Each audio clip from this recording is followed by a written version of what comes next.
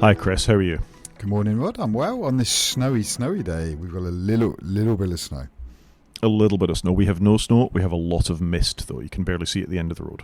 No mist, but the snow's going quicker than it came, I think, and it's all slushy and horrible, which is really disappointing because I was really looking forward to a proper, chunk of snow. But yeah, sadly it's not there. That is what the weather told us was going to happen, isn't it? They promised us lots of snow, so...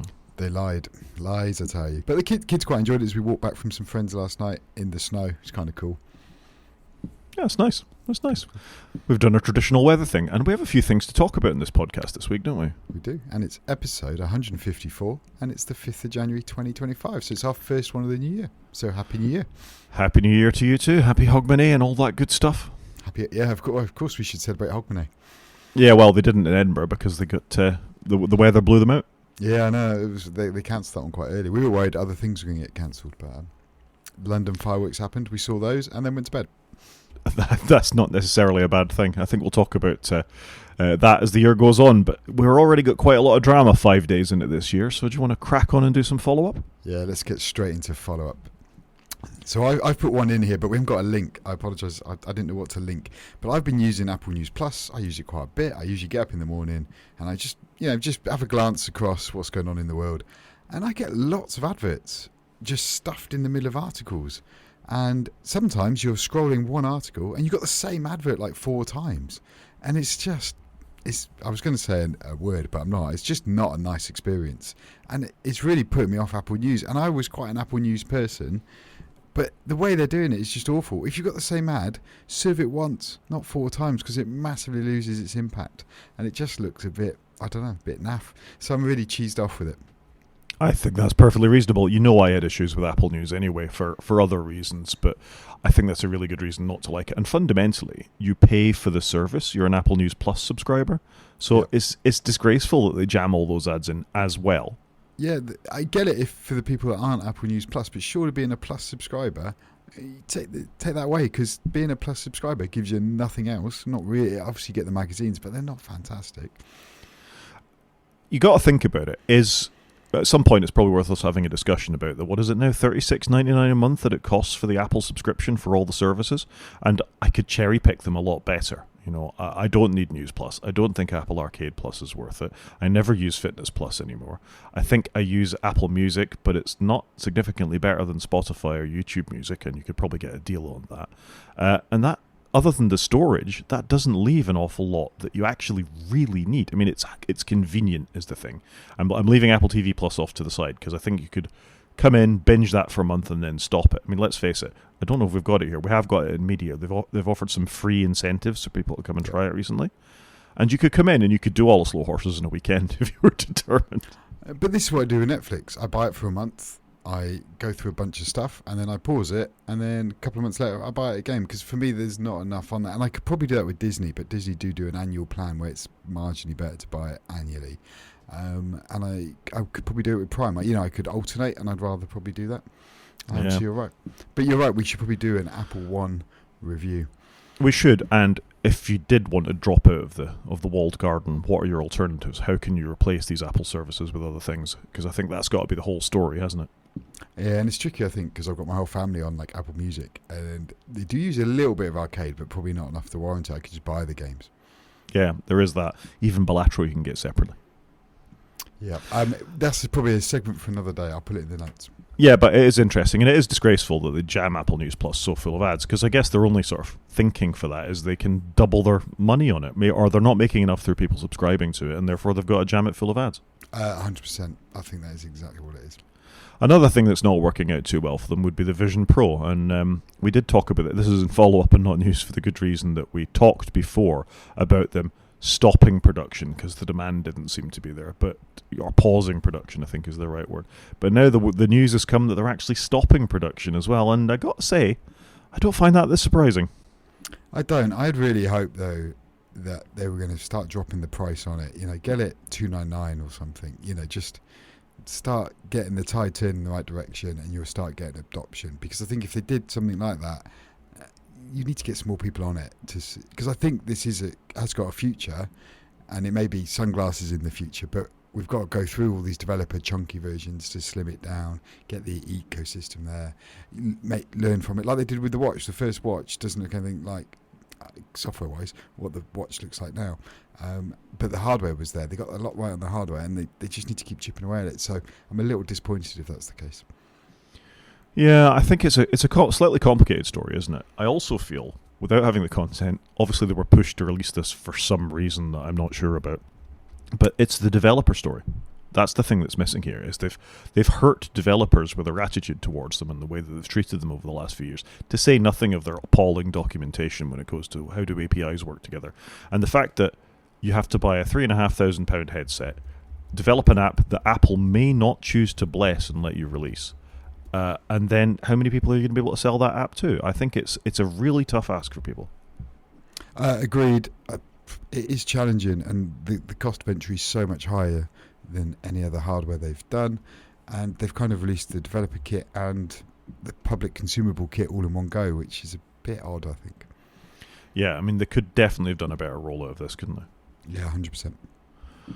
Moving on, Apple Intelligence is getting even more love from the world. We talked about the BBC before, complaining to Apple about the way it represented the story of the chap that shot the CEO of United Healthcare in the States, saying he'd shot himself, and he hadn't. It was just a hallucination. But there's more and more people piling against Apple, talking about these errors that are building up in the notification summaries.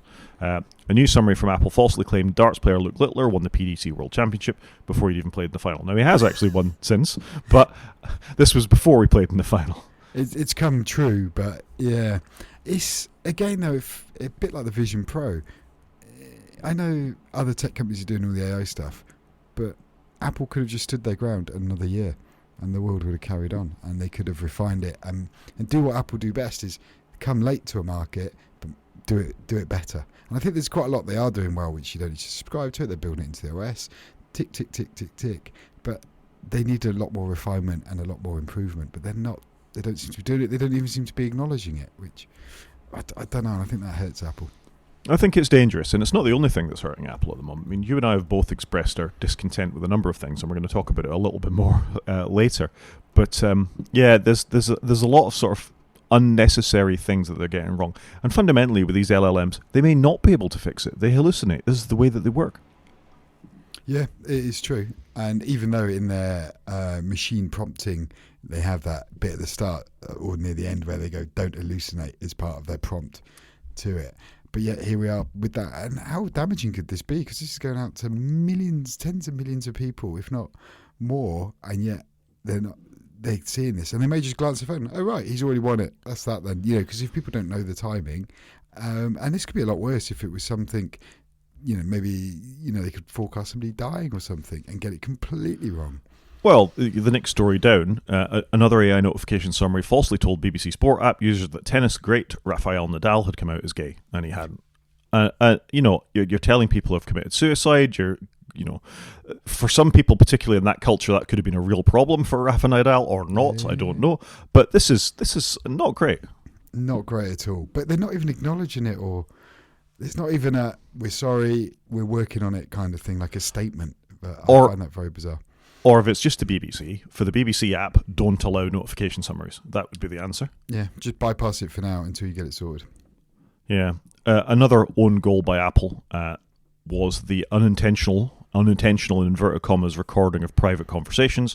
So there was a whole thing about this with Alexa potentially recording families' conversations, the Google Home's doing it, and then Apple actually have been doing it with Siri as well. And they've actually settled in court $95 million with a lawsuit that was alleging Siri was routinely recording private conversations, and then these were shared with other parties for targeted ads. Now, on the surface, well done, Apple, you're fessing up. But on another level, isn't this completely against Apple's whole privacy standpoint? Trust us, we're more secure. The little Apple with a padlock. Trust us with your photos. Trust us with everything. This is another egregious breach of people's privacy.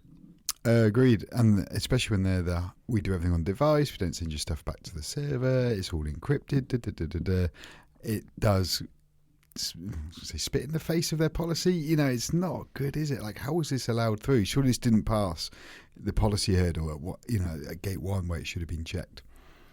Yeah, and this, when you think of other things that have happened as well, such as the analytics reporting that went back as well, even if you checked don't send back analytics, it was still sending back analytics. There's a lot of little minor things, and maybe some of them not so minor, are really beginning to add up against Apple's privacy standpoint. And it really gives a lie with what we were talking about before with the advertising as well, is that we're not Facebook.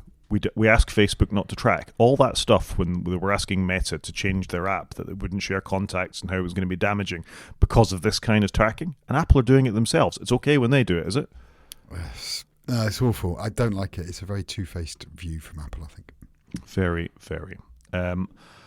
Not a two-faced view, but something that's probably upsetting Microsoft quite a lot. Apparently, Windows 10 is still the dominant Windows operating system in the world, with only a few months of support left. That's blown my mind a little bit, but then it's always slow iterating from one version of Windows to another, and it is frustrating with Windows 10 because Microsoft did go, this is the last version of Windows and we're just going to patch it forever kind of thing, and then obviously they then moved the goalpost and released Windows 11. I'm surprised by this because I work in an organisation where we're 100% at Windows 11. We were quite an early adopter. We just got it done, and it was a non-event, the upgrade, to be honest with you. So I'm surprised that this is going on as long as it has, because Windows 11, I think, has been relatively well received. I know we had issues with Windows 8, and every other version of Windows seemed to be problematic, but actually Windows 11 seems to have landed pretty positively. So I'm surprised that the adoption's so slow. Yeah, pretty positively is fair. I think if you had hardware that would run Windows 10, you were pretty much there with Windows 11, with the exception of the Trusted Platform module. I think that's what it is, the TPM that's required to run the operating system. Not all computers had them, and some device manufacturers, motherboard manufacturers, were leaving the modules out to cost save. So you wouldn't necessarily pass the hardware test, and then there was a shortage of third-party ones to install it to allow Windows to install. I think that's a fairly minor thing. To me, it might be enterprises going, well, we're only going to do this slowly because we don't upgrade on the first day. So, there's still a lot of Windows 10 stuff out there. There's things like the NHS where it may not be approved to be run on another version of Windows because the medical device manufacturer needs to go through all of its testing, which will hold it up as well. And then I think there's a lot of cruft came along with Windows 11 as well. I know gamers were complaining about the fact that they were getting less frame rates with early versions of Windows 11 than they were with latter versions of Windows 10, so it didn't switch. And then when you threw into that Copilot and the screen recording and all the other things that have come along with Windows 11 since, I can understand why there's a certain reservation between end users to actually switch to the latest and greatest. Yeah, I can see what you're saying there. Yeah, I get it. Like I say, I'm just surprised, I think, because it's been out for so long. I mean, we're good 3 years in, if not coming up to 4. I can't remember when the release date was, but I know it was a good 3 years ago because I remember we upgraded in 22. So it's a long time, and we're a reasonably big organisation. So I'm just surprised by it. Yeah, I mean, these things happen all the time, don't they? I think that's all we've got in follow-up, Chris, unless I've missed a story. No, I think that's it. Should we dive into news? Yeah, let's dive into news, and I really don't want to talk about this first story. Again, this is the two faces of Apple, isn't it? We've just had it on the privacy piece with the Siri recordings, and now we've got Tim Cook donating $1 million to Trump's inauguration. Yeah, so this is problematic in lots of ways for me. $1 million to the Trump inauguration. Fine. He's denoted this personally, not from Apple, and I don't know if that's to make some sort of division between Apple doing it corporately and him doing it. He has said he wants to do it because it's a great American tradition, and he wants to support this. He didn't do it for Biden, so he's not that bothered particularly. He didn't do it for Trump the first time around, so he's not that bothered particularly. And my discomfort with this, and I don't know enough about American politics, is it feels a bit payola. It'd be a shame if something happened to your nice company there, Tim Apple. Yeah. So they're fronting up, and all the other tech CEOs seem to be doing the same thing, and it makes me deeply uncomfortable that the incoming administration or the individuals such as Tim Cook might want to contribute in this way. Thoughts on this? I like the way you said it. Tim said it's a tradition, but yet he's never partook in the tradition before, which doesn't make it a tradition to him if he's never done it. It just feels like you're greasing the slippery pole a little bit because you're trying to get him in with Apple. It's interesting that the photo on the article that you've got there, Tim's got a suit on. Tim famously never wears a suit unless he's meeting Mr. Trump. And obviously Trump always has a suit on. That's his de facto look. I just don't think this sits right with Apple's view, but I can see why they'd want to do it as a corporation. But then they've not done it as a corporation. Tim's done it individually, which feels, again, very two-faced. Yeah, and I really feel like it's like some sort of protection racket that, the new crime organization moves into the neighborhood and you go around and you're like, you'd be ashamed something happened to Apple. I feel like I'm going to call him Tim Apple from now on, frankly, because Marco Arment said something on Mastodon that I kind of agreed with, is that we always make excuses for Tim, that obviously he doesn't have these morals and ethics because of who he is. Yeah, he runs the biggest company in the world, but he's obviously dealt with adversity in his life from having to, as an openly gay CEO, this is not something that's sort of fairly commonly accepted or published in America, and he's lauded for that, and rightly so. But at the same time, maybe this is just the way he feels.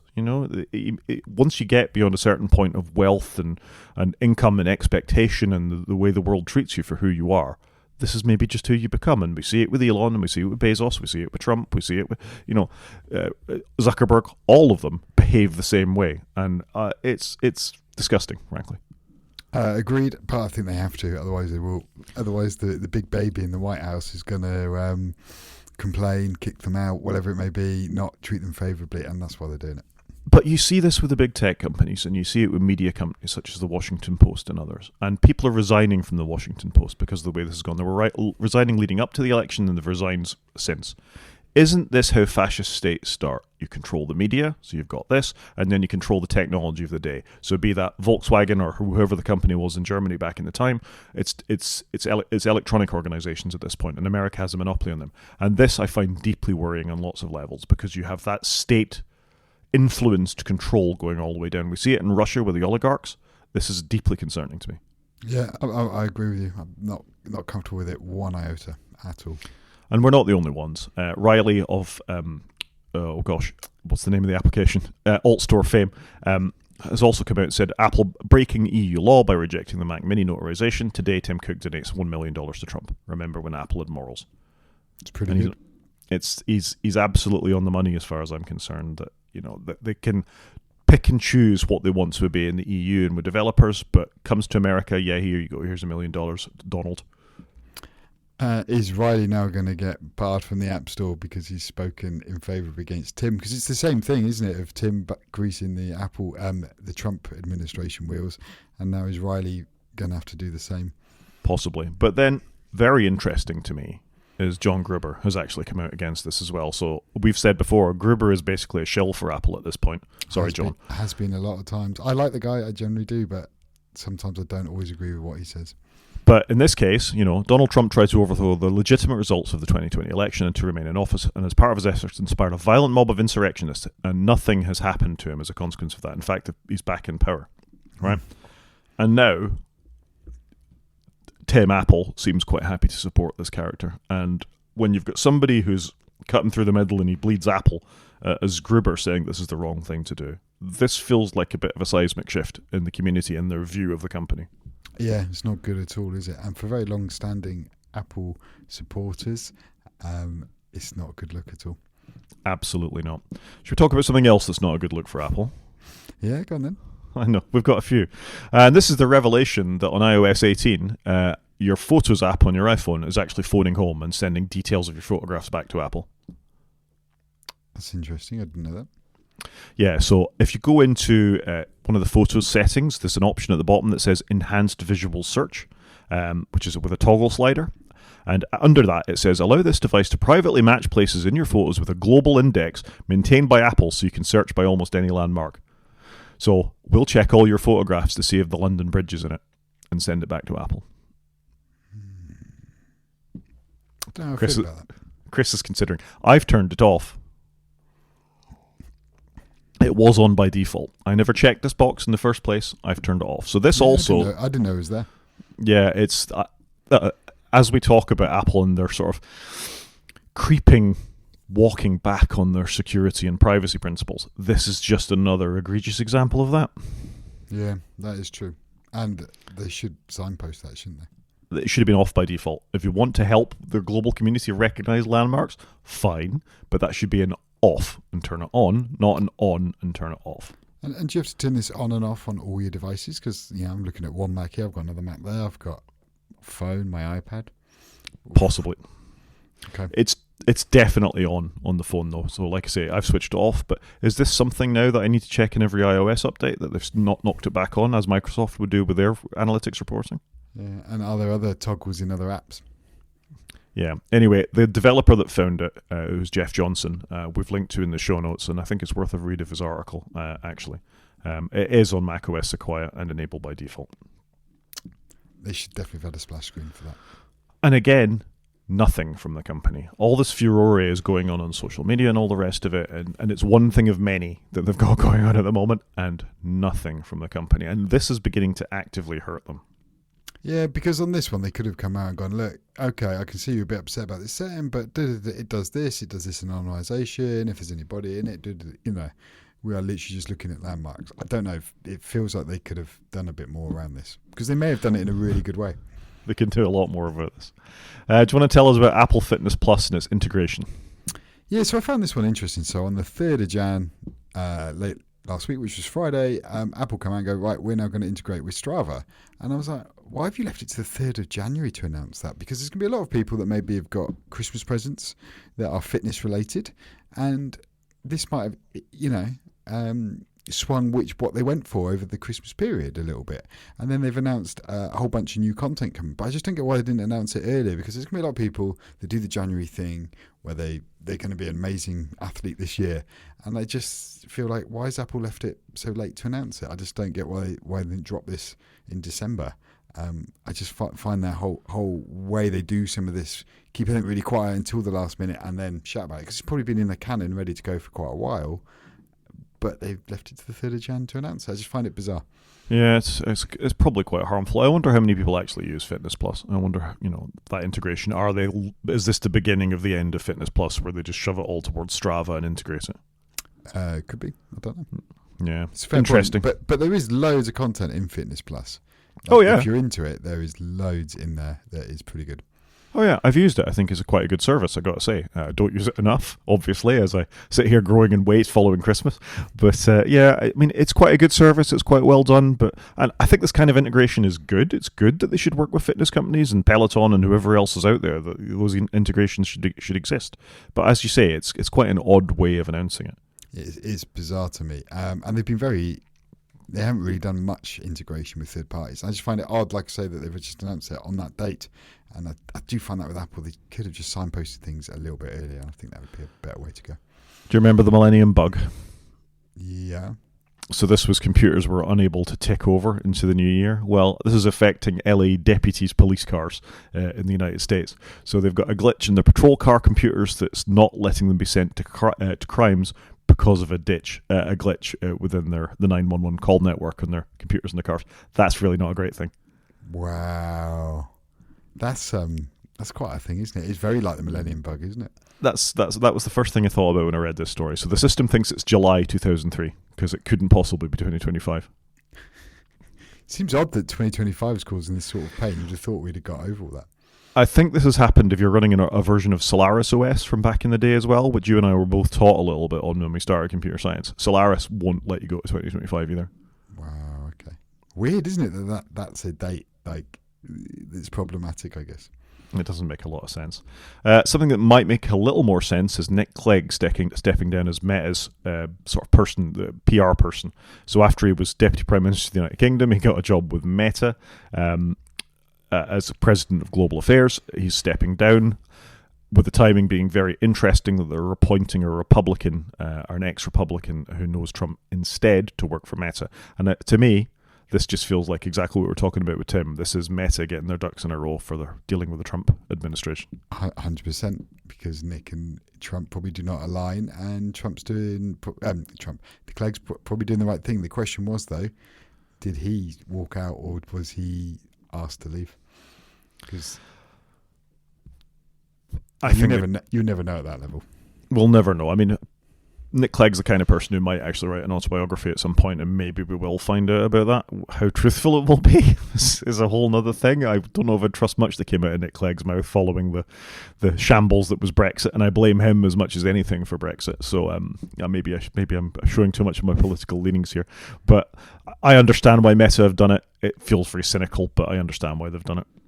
Yeah, they're clearly looking for the next 4 years of pro-Trump massive growth, I'm guessing, and this is how they're going to do it.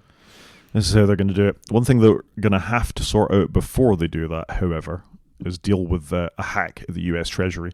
So this is a sequence of a number of hacks that have happened in the United States recently. So we know that the messaging apps have been compromised. All the networks have had their messages read. We know that there were Chinese hackers inside of Microsoft due to a security key. We talked about it on this podcast last year. And now, China-based hackers have breached US Treasury workstations. What could go wrong with having another government inside of your finance for your country? It's a bit of a concern. Not a great look, is it, at all? Like, surely those things should be bulletproof. You would have hoped so. I mean, there's not much more to say about this other than, come on, step up your cybersecurity, United States. I mean, I'm sure it's just as bad in the United Kingdom and we're just not being informed about it. I'm not blaming the States for this. I think there's just a lot of very advanced cybersecurity work that's not going on at the highest levels of government because of who ends up in those jobs, as previously discussed. Well, it kind of goes back to the 2025 bug that we just spoke about. There's lots of legacy stuff somewhere in various organizations that can be a backdoor in, because it's hard to patch everything. We talked about Windows 11 rollout going slowly. It's hard for organizations to maintain their estate, and it can be hard to get buy-in from above the board, because it's seen as, well, why do we need to do it if we're just upgrading Windows from A to B and nobody's getting it? And I think it's a lot of money. We might have to buy new hardware. And especially this could be systems, and so it's hard to get that buy-in until something like this happens, and that's when you turn around and go, well, we could have avoided this if we were a little bit more proactive. Yeah, it's unfortunate, and you're right that they need to be more proactive with these things, because it's so easy for information to leak out, to leave an access open somewhere. Physical security, cyber security, all need to be considered as part of this, and unfortunately they need to step it up unless they're quite happy giving all this stuff away to China. It's awful, is it? China probably know more about them than they do themselves.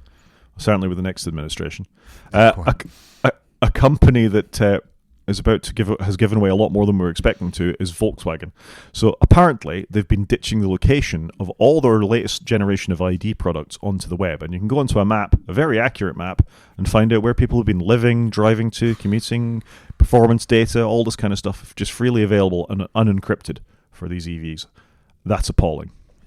They already had enough grief for these EVs where they didn't have buttons, and they haven't landed great, and the design's not been Volkswagen's best. And I'm normally a big pro-Volkswagen person, but this feels like another home goal, doesn't it? It's not quite Dieselgate, it's like Location Gate. Well, remember the ID4, they had stopped selling it in America because the door would open when you went around the corner. Never mind everything else. So they're fundamentally insecure because of the tech that's on board. They're not very well built. I wasn't very impressed when I drove one. I've been looking at cars a lot recently. And you're right, stylistically they're terrible. The only one that looks okay is the ID Buzz.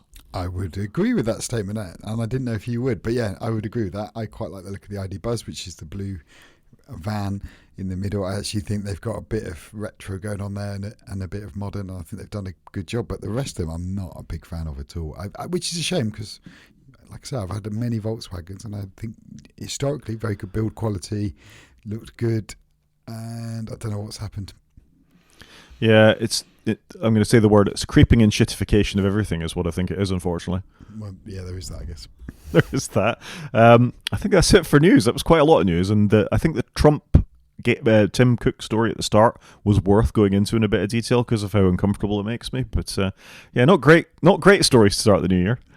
No, there hasn't really been anything amazing. Maybe that'll come next week. We've got CS next week, so maybe we'll have some monitors and big TVs that we're never going to get. Yeah, we'll talk about that kind of stuff instead. Should we do some media? Let's do the media. So tell us about Apple TV Plus.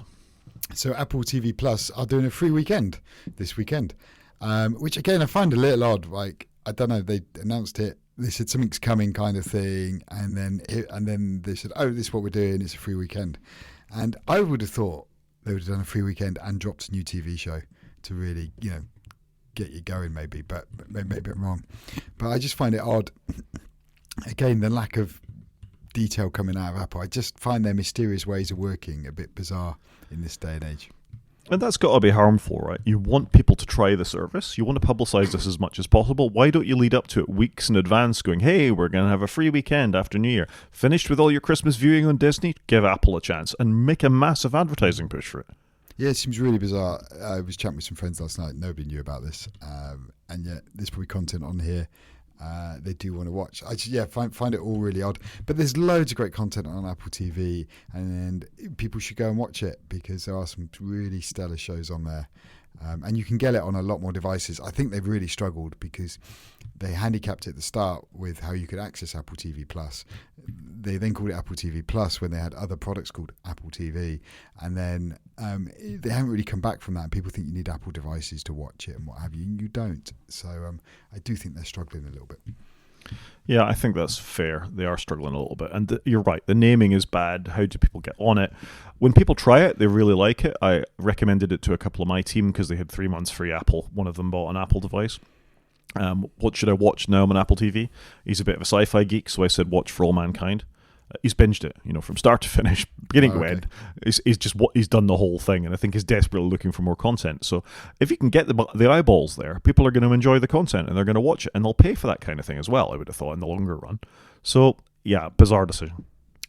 Yeah, agreed. I think some of their marketing is still their marketing that they would have done 20 years ago, whereas they need to move on. Yeah, but their new marketing's not very good, as we've discussed a bit. Yeah, agreed on that one, actually. Some good news that's coming for me, possibly, is apparently there's a Blade Runner 2099 TV series. Who knew this was happening? I didn't know this was happening. I'm not surprised, though. We're seeing a lot of this, aren't we, at the moment? We've had Lord of the Rings. There's talk of a Harry Potter one. We've had Dune. So it feels like this is the future now. We're going to turn all our films into TV shows.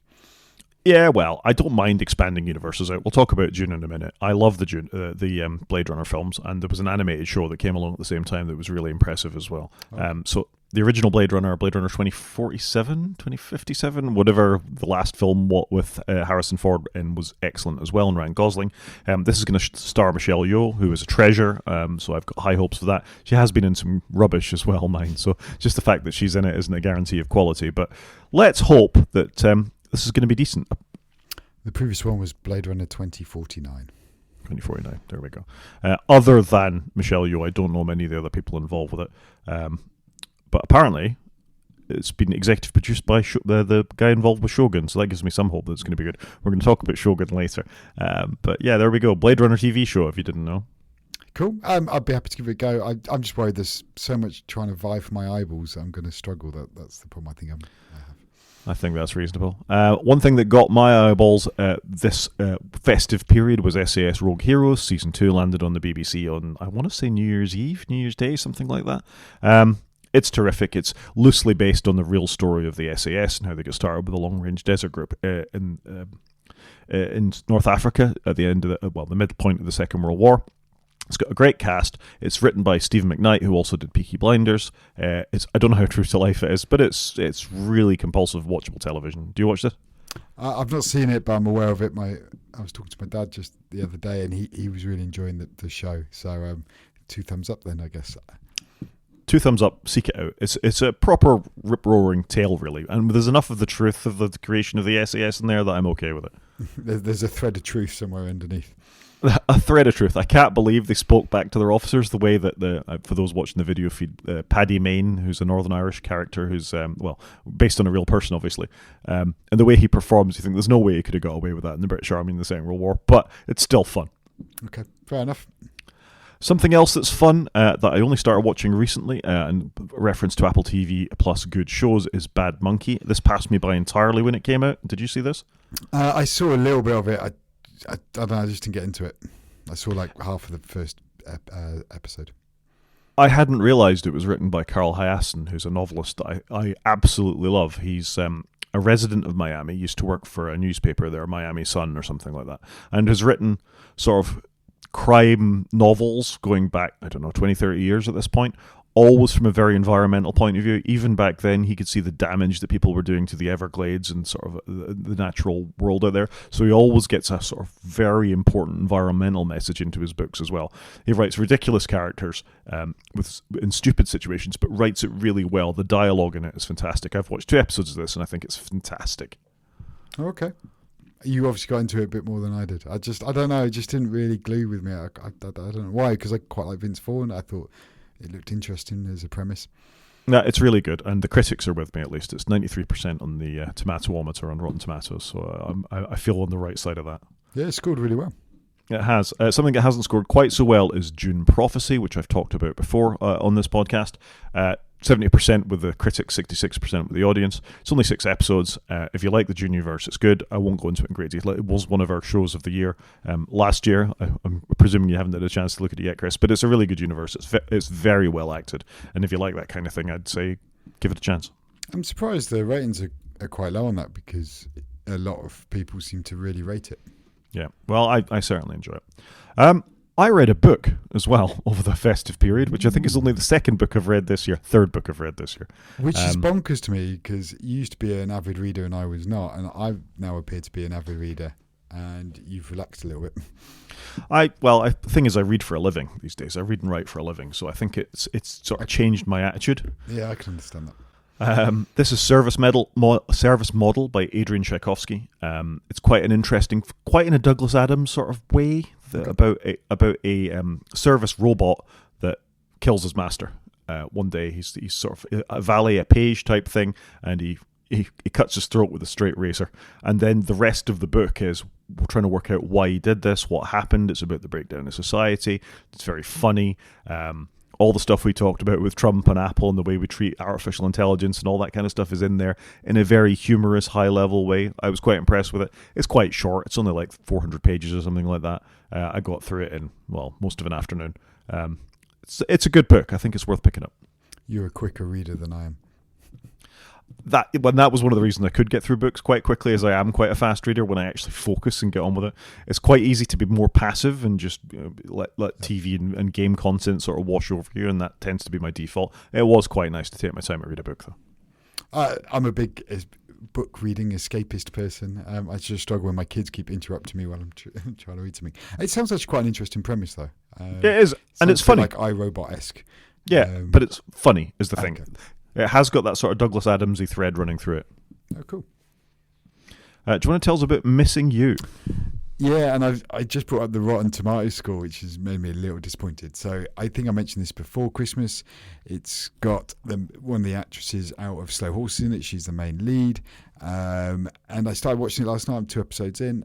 And it's a typical Harlan Coben story where you really don't understand what the hell's going on. He seems to do this a lot with his stories. I've not read any of his books, but I was watching some of it last night and I thought it was actually quite good, and then I've come on here and the score is absolutely abominable, which has surprised me, because it's got a 50% tomato meter score and 25 on the popcorn meter, which would explain why when I logged into Netflix last night to have a look at it, it was buried somewhere, whereas normally Netflix push all their new hotness. But so far it's quite interesting, and I think she is a great actress. I think she was good in Slow Horses, and it's always interesting when you go and watch another show with the same actor in it. Can you envisage them being a different person? And I think she's done it really well, because sometimes you watch something like, it's hard to unsee them in that role they're really well known for. I just thought it was quite good, but I'm really disappointed by the scores. This is how I felt when I was looking at the Dune scores. That's a really bad audience score, though, 25%. It is bad, but I'm only 2 episodes in, and there's only 5 episodes, which also appealed, so it's not too long. I'm going to persevere with it, I think, because I've enjoyed the premise enough at the moment, but it depends how they land it, I think. Fair enough. Tell us about Shogun. So I put Shogun on to do my homework, and it didn't gel for me. I just couldn't get into it. And I know you raved about it. Other podcasters have raved about it. I don't know. Maybe it was that time, that period. I just wasn't into it. I'm sorry. But it's just, I thought it's 10 episodes. I can't get into it. Well, you don't need to apologise. If you didn't like a thing, you didn't like a thing. I mean, that is what it is. I think you're in a minority of people that don't I am in a minority, and this is often the way, I think. But it just didn't, I just wasn't feeling it. I'm sorry. And I've got so many other things to watch or read that I think you've got to pick the ones that really stick with you. You want to watch the next episode rather than you're trying to plough through it. I think that's fair. I think you're wrong, but you're allowed to be wrong. Of course you are. 99% tomato score, it shows me I'm wrong, clearly, and 89% for the viewers. So clearly it is doing really well, and if you've got Disney Plus, you should check it out, but it just didn't stick for me. It worked really well for me. I loved everything about it. From the costumes to the script, to the music, to the acting, to it worked for me. It didn't for you. That's fine. I agree with you. If you're not enjoying a thing to that extent, then you shouldn't persevere with it. The only exception to that rule is Succession, which I really didn't enjoy, if you recall, and I pushed ahead and ended up really liking it. So it is possible to change your mind. Succession's awesome. Yep. So is Shogun. Yeah, maybe I'll revisit it at some point when maybe I'll be in a different frame of mind in a couple of months' time. But maybe so. I think that's it for media. Quite a lot of media, not surprising given the time of year it is. Should we do a game? It's Christmas, isn't it? Yeah, let's do a game. So, a game. I picked this up in the Steam sale over the Christmas period. I did need to go back to Satisfactory as well, as do you, I think. This is called Athena Crisis. It's like Advance Wars. If you ever had a Nintendo DS, there was a game on there called Advance Wars, which is a bit like a Command and Conquer-like for the Nintendo DS, as was. This is a wider scale version of that. You've got units, you've got various types, you've got to apply strategy to them. The units can get experience and rank up as they go along and all the rest of it. It works on Mac, it works on PC, it works well on the Steam Deck. It's got a very unique graphical style. Very like a Nintendo DS game from back in the sort of mid-90s, as much as anything else. It was quite cheap. I don't know if the Steam sale's still on, but it's not. It's not. That's a shame. But even so, it's a well-animated, well-plotted game. Looking at the comments, it gets a lot harder as it goes on, and sort of a bit lack of variety in the later campaigns. But I've really quite enjoyed the time I've spent with it so far. Yeah, that's good. So it's $15.99 if you were to buy it today. So it's not a lot for a game, is it, in this day and age when you're paying 70 quid for a PlayStation game? It looks interesting. I think some of the constant animation might annoy me a little bit, but it does look kind of cool. I don't know if I like the art style. It looks a bit like a tower defense game, but I'm assuming it's not a tower defense game. It's not a tower defense game. You can move more freely than that. Okay. Anyway. There you go. Athena Crisis. At least I've got a game to talk about. I do need to go back and talk about Satisfactory, but other things have come along and I've had books to read. Yeah, that's fair enough. I did go and play Mirror's Edge. I think I bought it for like £1 on Steam just to relive it because I used to love Mirror's Edge. It's held up okay. I think it was better on the PlayStation because I would have played it on the PlayStation. But I just picked it up on Steam on my PC. And I kind of like the art style of it at the time, but it's quite an old game now. When was it released? 2009? So, it's a good 15 years old. But just kind of cool, free sort of running game where you have to time your jumps and what have you. But I just thought I'd go and it held up okay. Yeah, it's a good game. I like Mirror's Edge because it was made by DICE who made Battlefield as well, using the Frostbite engine from that, so it worked very well. Violence discouraged in it, sort of non-lethal takedowns and things like that are what they wanted to do. It was like a parkour game is probably the best way to describe it. There is a sequel of sorts, Mirror's Edge Cataclysm or something like that. I think that's also available, where they updated a lot of what was going with it. That might hold up a little bit better, but I think it was a bit of a commercial failure, and DICE never went back and revisited it, which is a shame because it had quite a unique visual style. A unique style, like you say, it wasn't really a violent game. It was more the parkour side of it. I just thought it was kind of cool. But yeah, I had a quick go on that. Quite enjoyed that for half an hour. Very good. I will add it to the show notes so people can go and find it, should they choose to.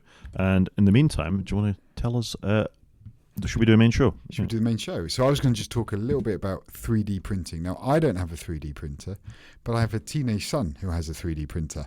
And this was the one thing he put on his Christmas list, and he really wanted a 3D printer. And my son's quite a creative person. He does a little bit of gaming, but he really likes making things and doing things. So we bought him one of these.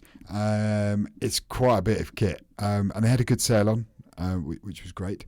So it's a reasonably big size printer. You can print something that's 25 centimeters across, 25 centimeters high, 25 centimeters deep. So a big square bed that you can see just in the bottom left of that picture. You can then have up to 4 different colors fed into it at any one time, and you can buy these filament rolls. And I've never 3D printed before, so it's quite an education to me. And you clip these on, and you feed the filament in, and then you just you find a model, and we're going to models in a minute. And you set it printing, and you come back a couple of hours later, and something's been created out of nothing. It's like magic. And here you go. It's a great video of it, as you can see on the YouTube video. But I was really impressed how they've taken something that's quite mechanical, not that straightforward, but actually made it really accessible. Most of your interactions with an app on your iPhone, so you set the printer up, how you clean it, align it, do things with it. And it's just a great bit of kit. It cost about £400, which is a reasonable amount of money, but the stuff we've been making out the back of it's been super interesting. So yeah, it's £2,990 if you don't get the add-on pack, but if you get the add-on that takes the 4 rolls, it's then £420. But it's just quite an impressive piece of kit, really well made. The app's great. You can just pick it up and get going with it, being a complete novice, and off you go. But I've never experienced a 3D print, and so I got my son to print me. Look at this. I now have a Mac Mini for those of you on the YouTube.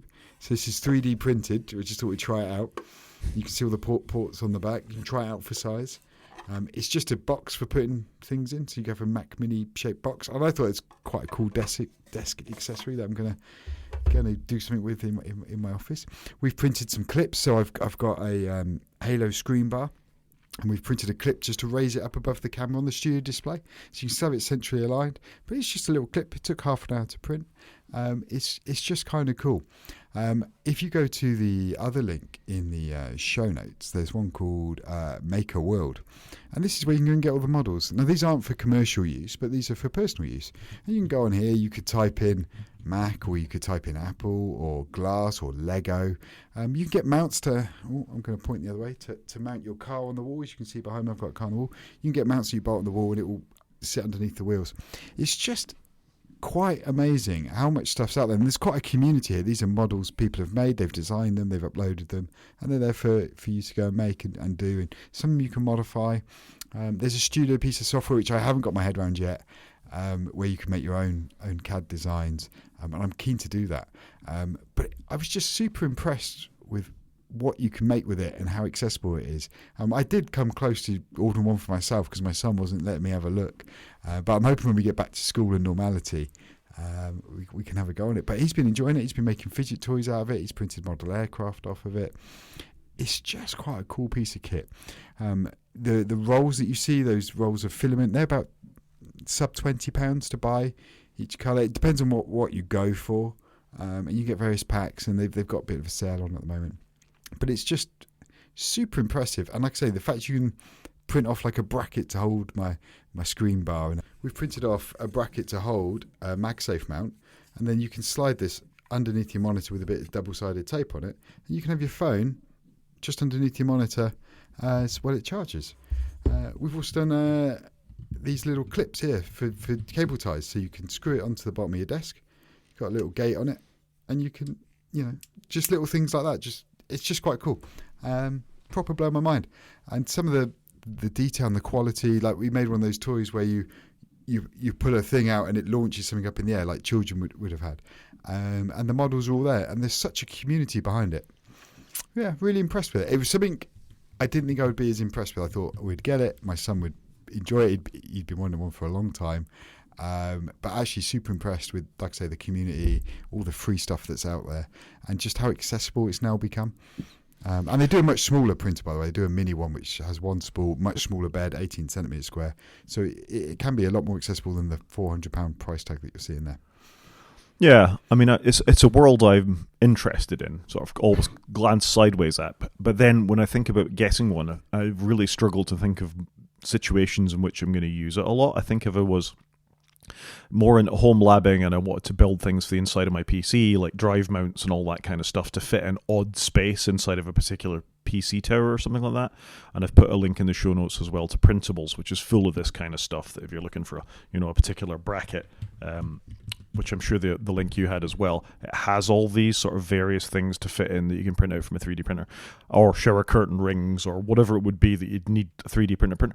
But then I get stuck thinking, what else would I print with one of these things? I think that's where I ended up, in that I was really taken with it. And like I said, I think when my boy's back at school, I can get a bit of time on it. And I want to have a go on the studio. I'm not a CAD person, but I want to try it. It's called the Studio software. You can get it for Mac and PC, and that's where you can draw things out.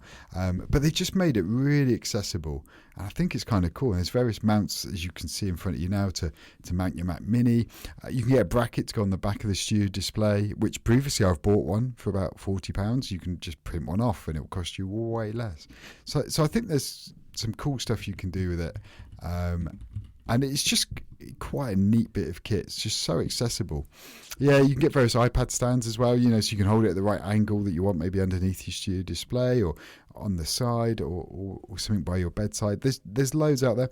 There's various ones where you can pop your phone in, and so it's at the right angle for standby mode on the iPhone. But there's just so much out there. You don't need to pay for all these. You can buy licenses for some of them if you do want to then commercially print them. And sell them on to others, but for home consumption, there's just loads out there. So yeah, we're quite enjoying it, I think, at the moment. And it's something that we're talking about, and I've learned a lot. And to be fair to my son, when it arrived, he knew exactly what to do to set up, because he'd watched a bunch of YouTube videos and was all over it in a heartbeat, whereas I must confess I'd done very little research. Yeah, and when we talked about this before, when I was talking about the Framework laptop, one of the things they've done is put a recipe, for want of a better word, a CAD file onto this Printables website, so you can hold the motherboard. If you take it out of the laptop and you want to use it as a server or something like that, then you can print out a whole stand for that, so you can slide it into a rack or whatever else you want to do with it. That's quite cool. So I see the appeal. Is it messy? Is it hot? What's it like in power consumption? So it gets hot. And what I didn't touch on actually is when you get your 3D printer, you can actually print things off to go with it. There's like a CAD file, so you can create a spool bin. So when there's excess spool, you can collect in a little bin that you've printed off, and various cable tidies and other brackets to mount things on it. But no, it does get warm. It's not that loud. It just seems to wear away. Occasionally it's got a fan on it to cool things down. It's just a really nice bit of kit, and it's not, like I say, not messy. It does obviously get hot because it's got to warm up. I don't know what my electricity bill is going to look like after this. But just a great bit of kit. For the amount of money it is, the quality of it is pretty good. Obviously, it's not perfect, and I'm sure as you buy more high-end ones, and this company, Bamboo Lab, have got £1,000 printers as well. So you can go through, they've got something for most price ranges, I'd suggest. Is it recyclable plastic? I have no idea, I must confess. It's a good question. I think that's probably quite an important thing about these. Yeah, I don't disagree with that statement. I don't know, I'll have to have a look. But it is all plastics. You'd hope the filament is then recyclable. There you go. That's follow-up for next week. Do 3D printers do recyclable plastic? That's a good question. And you can get various different strengths of the filament that goes inside it. Obviously, you get all the different colours.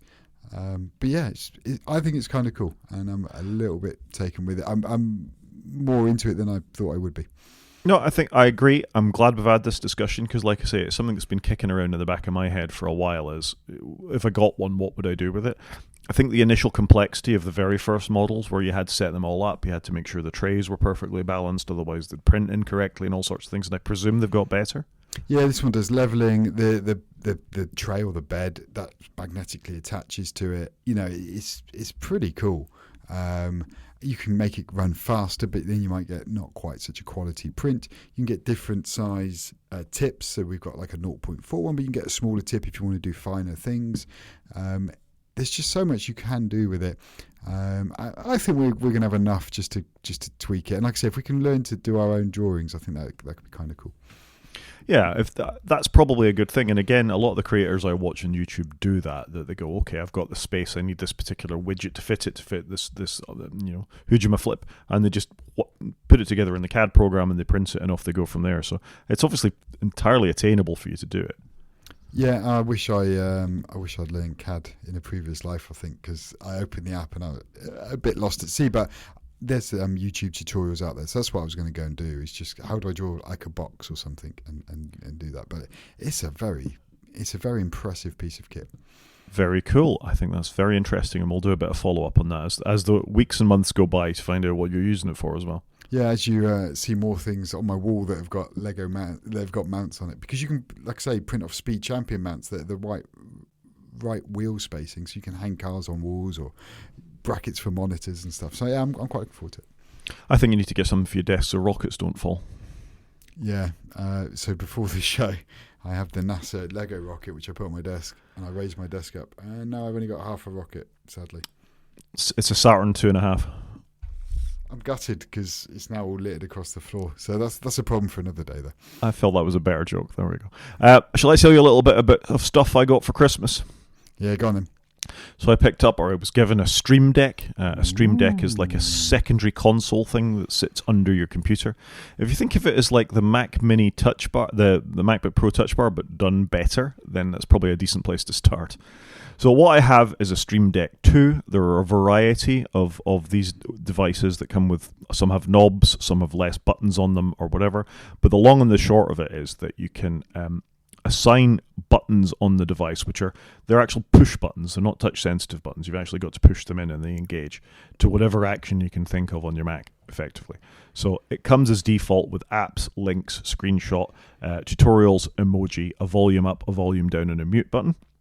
And then you can add as many screens into it as you want. So I think it's a 3x5. You get 15 buttons on the first screen, and you can press like an advanced button that will take you onto another page where you can define more. You can set them to do, well, almost any action you can think about. So if you've got a script or something that you want to run based on it, you can create that script, assign it to the button, and it will run through it. But lots of people have made plugins for them as well. So, for example, OBS that I use to record this podcast with, or the video part of the podcast, has got all sorts of actions for changing scenes, moving things around, bringing in lower thirds. Like if I wanted to title you and I as we went through that, you could do all sorts of sophisticated things built in with buttons to this, rather than me having to find the menus in the app to click them. So you could like have copy and paste if when I'm clicking around on this, if you didn't want to see the right click menu, which you don't even know if you see on the video, that could be assigned to a button, so I wouldn't need to do it. Which you couldn't do screen keyboard buttons for anyway, but the point of this is you can do more complex things and have them to hand and illustrate them with an icon that you see properly on the Stream Deck. So before we start the podcast this morning, I've created a button called Podcast. When I press that, it launches Insta360 for video recording, Audio Hijack for the audio recording, FaceTime so I can talk to you, and I've built in delays to them so they start up in the right order, giving time to grab the microphone for all the audio capture and all that kind of stuff as well. And when I get a bit more time, I'll figure out how I can actually go to the right setting and start the recording and do all that kind of stuff as well. So it's a very flexible thing you can do a lot with. That's quite cool. I quite like the sound of that. It's a great bit of kit, actually, isn't it? I think bringing that shortcut mentality to it. And like you say, you see a lot of people use it when they're filming themselves so they can have their workflow there and they're not wasting time hunting around for something, because that doesn't make for good TV. Yeah, you could assign multiple cameras, for example. So if you're, a YouTuber like Marquez or someone like that who's got an overhead camera to look at the product that you're doing and the one that you're talking to the audience with there, you can just click a button on that and it'll automatically assign it. Maybe move the microphone to that as well. So in the same way that your 3D printer, the sky's the limit for your imagination for what you can automate. And if you want to use it really simply as just a web page launcher, for example, so I've assigned one button on page 2 to Heimdall, which is my internal web page where I monitor all my home lab services and all the rest of it. I can click that and it's just there for me. So it's really nice that it's that flexible that you can just use it as an app launcher if you want to, or you can do something a bit more profound with it. Yeah, I've always wanted this for my iPad, but obviously it's not iPad friendly. And this is the Stream Deck 2, which like I say has these 15 buttons. There's a Stream Deck 1, which is older and has less, and then there's I forget the actual designation of it, but there is one that has knobs on it as well, so you can use it for editing and changing volume around and doing all that kind of stuff. And Logitech have got a device that looks like this now. It's called the Command Console or something else, which is just a big button, a big scrubber, effectively, like a volume knob, which you can assign to any program or whatever you want. So you could use it in, say, DaVinci Resolve for scrolling through your timeline or adjusting your button, and it's context sensitive, so depending on what program you're in, you're able to move it around. So yeah, I just think it's an interesting device, and if you can think of enough programs where you'd want to have this sort of functionality, then I think it's worth a look. It reminds me of the Griffin PowerMate I used to have, where you plug a USB volume control into your Mac, and you could, this was, I don't know, 15 years ago, you could just do, just the volume on it.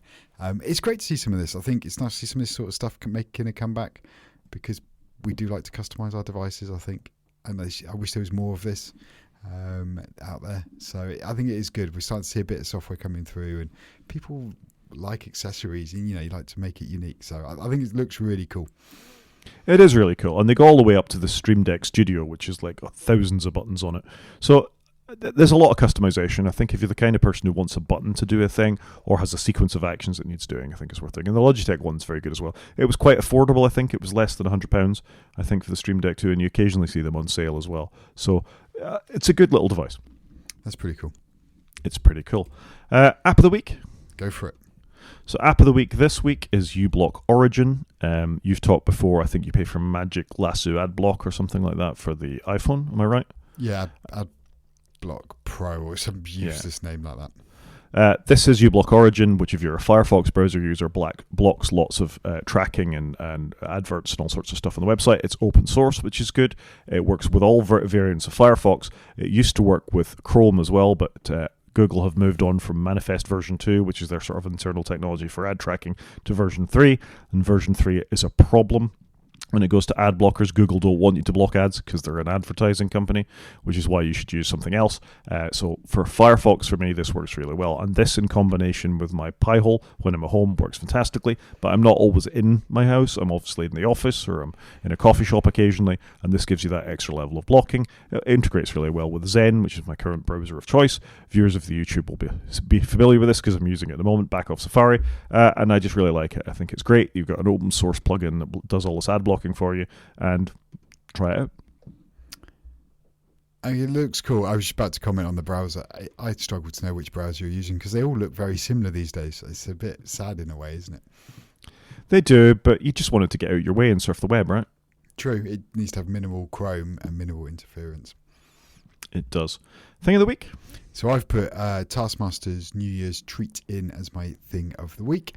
I watched this with my kids. It was about 45 minutes long without adverts. It was just nice to watch something and not have to commit to 10 episodes. And so it was just really good. And we in the family really enjoyed it. Good bit of family TV.